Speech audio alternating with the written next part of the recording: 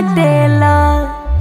देह से न मेहनत बने दिन खाली काटेला। दुई चार लइकन में अंग्रेजी खाली छाटेला। डर नइखे बाबूजी से पैसा ले लौड़ के। डर नइखे बाबूजी से पैसा ले लौड़ के। का कइला राजा अंग्रेजी इतना पढ़ के। का कइला राजा अंग्रेजी इतना पढ़ के।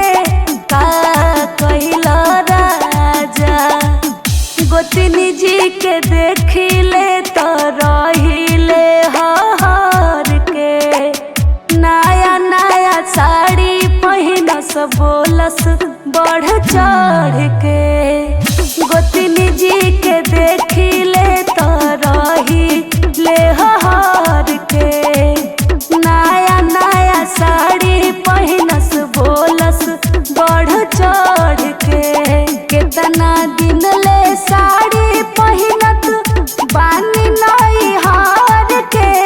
कितना दिन